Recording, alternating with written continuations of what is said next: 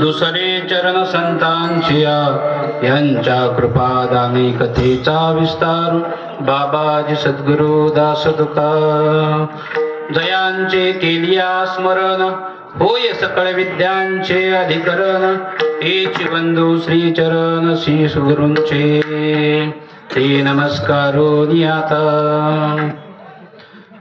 पापाची वासना नको दाऊ डोळा पापाची वासना नको दाऊ डोळा त्याहुनी आंधळा बराच मी निंदेचे श्रवण नको माझे कानी बधीर करोनी ठेवी देवा अपवित्र वाणी नको माझ्या मुखा त्याहुनी मुखा बराच मी नको मज कधी परस्त्री संगती जनातुनी माती उठता भली तुका मने मज अवघ्याचा कंटाळा तुका मने मज अवघ्याचा कंटाळा तू एक गोपाळा आवडसी निंदेचे श्रवण नको माझे कानी बधीर करूनी ठेवी देवा विठ्ठल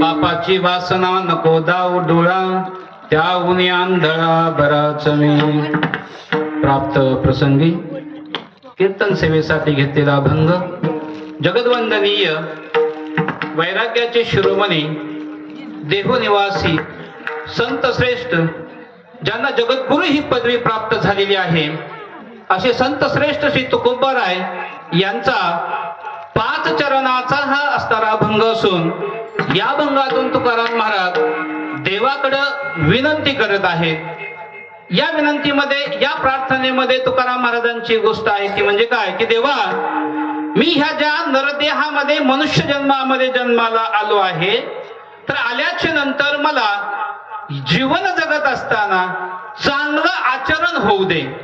म्हणजे या अभंगातून तुकाराम महाराज सदाचाराची मागणी या ठिकाणी करतात। विठ्ठल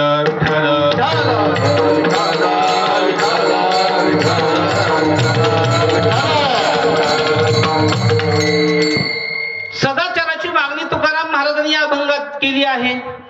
का केली आहे?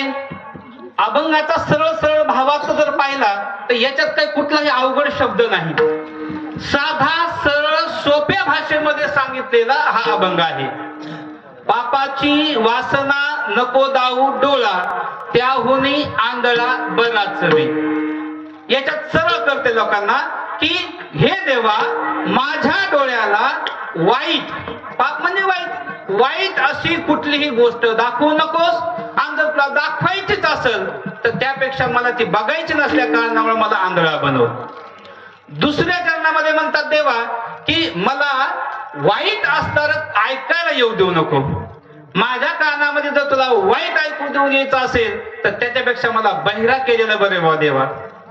तिसऱ्या चरणामध्ये म्हणतात देवा माझ्या मुखातून कधीही अपवित्र वाणी निघू देऊ नको, म्हणजे माझ्या मुखातून वाईट बोलणं येऊ देऊ नको आणि जर तुला वाटत असेल तसं मी बोलणं येईलच तर अशा वेळेस मला तो मुका करून टाक।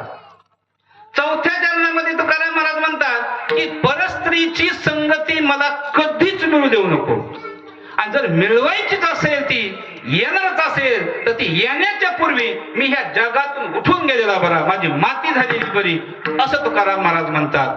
म्हणजे तुकाराम महाराजाला हे सगळ्या गोष्टी आवडत नाहीत, 4 चरणातल्या 4 गोष्टी आवडत नाहीत असं तुकाराम महाराज म्हणतात। मग तिथं माझ्यासारखा साधक तुकाराम महाराजाला म्हणतो महाराज तुम्हाला हे आवडत नाही, ते आवडत नाही, तेवढा आवडत नाही, मग आवडते तरी काय?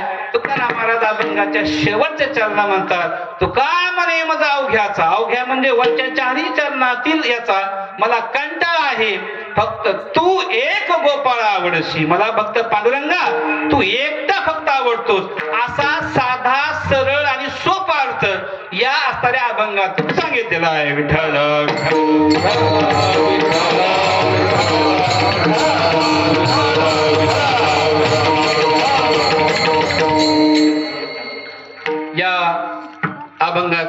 भावार्थाला वळण्यापूर्वी थोडासा परिहार म्हणजे अखंड हरिनाम सप्ताह आपल्या या मौजे खुपसा गावामध्ये चालू आहे.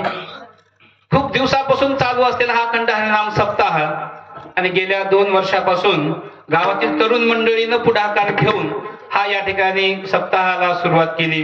चांगली गोष्ट आहे. जे जे वडिलांनी केलेलं आहे, ज्येष्ठांनी केलेलं आहे ते नंतर मागच्या पिढीनं करावं ही चांगली गोष्ट आहे. आणि तरुणांनी हातात सप्ताह घेतल्यामुळं अजूनही रंग त्याच्यामध्ये भरलेला आहे. म्हातारे माणसं आले, लहान लेकरं आले तर त्याचं काही एवढं अप्रूप वाटत नाही. पण तरुणा बांध असताना त्या ठिकाणी जर इथं यायला लागला आणि कीर्तनात भजनामध्ये जर नाचायला लागला तर त्याचं अप्रूप नवल वाटले.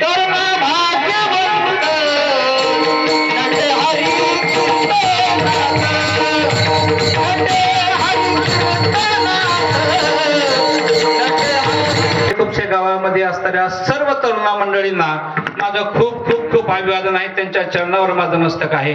हा चालू असलेला हा असा अखंड हरिनाम सप्ताह जो ज्ञान यज्ञ आहे, हा ज्ञान यज्ञ असाच पुढे चालू राहावा आणि त्यांच्या पाठीमाग गावातल्या ज्येष्ठ माणसांनी कणखरपणे उभं राहावं. त्यांचं कुठं जर काही कमी पडत असेल तर तुम्ही त्यांना आधार द्यावा असं मी माझ्या वतीनं सर्वांना अशी विनंती करतो. विठ्ठल